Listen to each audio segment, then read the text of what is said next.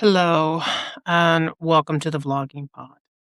International Women's Day is approaching on March 8th, a day rooted in the fight for political participation, economic fairness, and civic equality. It began as a demand for voting rights, labor protections, and representation. So as we move toward that date this year, it feels appropriate to ask a simple question. What does political access look like today? And who could be most affected when election rules change? Right now, one of the proposals generating attention is the SAVE Act. The House recently passed a version of the Save American Act, and it has moved to the Senate, where analysts have reported that it faces significant hurdles. Supporters say the bill is designed to ensure that only U.S. citizens vote in federal elections. Opponents argue that its proof of citizenship requirements and related enforcement mechanisms could create barriers for eligible voters.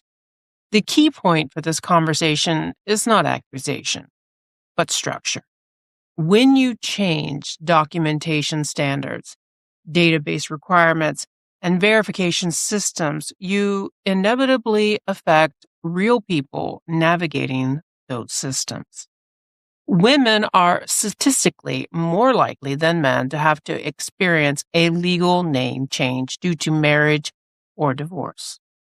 That matters in a documentation environment that relies heavily on exact name matches across government database, as a mismatch between a birth certificate and a current ID can trigger delays or challenges even when a person is fully eligible to vote. Add to that the reality that women are more likely to serve as primary caregivers and may have less flexibility to take time off work, track down records, or resolve administrative disputes. When the rules tighten, the burden of compliance does not fall evenly. That is not an accusation of intent. It is an observation about how policy mechanics insert with lived realities. Another aspect drawing scrutiny involves data sharing and voter roll oversight. Some analysis of the House version of the SAVE Act note provisions that would increase federal involvement in verifying voter eligibility and potentially require states to share voter registration data with federal authorities. Again, the question is not motive. The question is consequence. Expanded across checking between databases can increase the risk of false positives, where eligible voters are flagged due to clerical errors, outdated records, or similar names. When that happens, voters may be removed from rolls, required to cast provisional ballots, or forced to resolve eligibility disputes under tight deadlines. Historically, large-scale voter roll maintenance efforts have sometimes produced unintended disenfranchisement, particularly when error rates are not carefully managed. This conversation is also unfolding alongside broader debates about federal authority over elections. Last year, the head of this administration signed an executive order addressing federal election oversight and integrity measures. Portions of that order were challenged in court, and federal courts have blocked parts of it. The constitutional structure of U.S. elections gives primary authority to the states, with Congress holding the power to regulate federal elections in certain respects. When federal and state authority collide, the courts often become the referee. That tension is part of the backdrop to current debates. At the same time, public messaging around election integrity continues to reference foreign interface. U.S. intelligence assessments have concluded that foreign actors, including Iran, engaged in influence efforts surrounding the 2020 election. Influence efforts, however, are distinct from evidence that vote totals were altered. That distinction matters.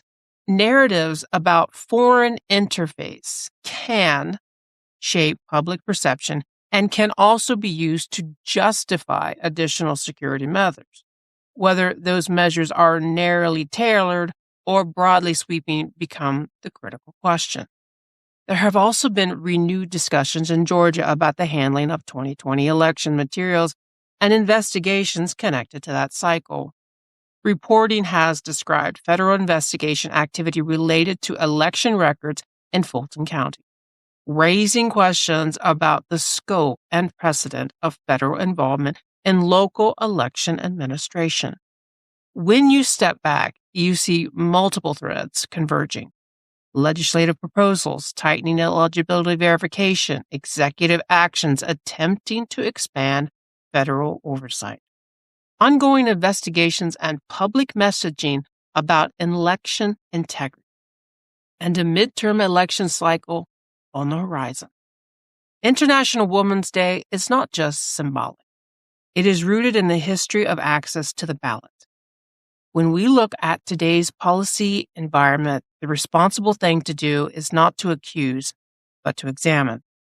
How do documentation requirements affect people with complex paper trails? How does databases matching affect communities with higher rates of name changes?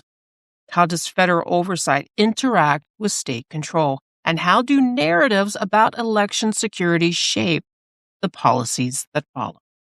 Awareness does not require assuming intent. It requires tracing cause and effect. If rules become more complex, participation can become more fragile. If administrative systems expand without precision, eligible voters can get caught up in the margins. And if political power hinges on turnout in midterm elections, then even small barriers can have measurable impact. As we approach March 8th, the question is not whether election security matters. It does. The question is whether the design of security measures preserves access as strongly as it enforces eligibility.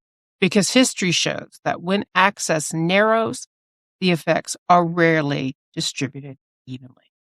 Today's sources come from Reuters reporting on the House passage and Senate prospects of the Save American Act.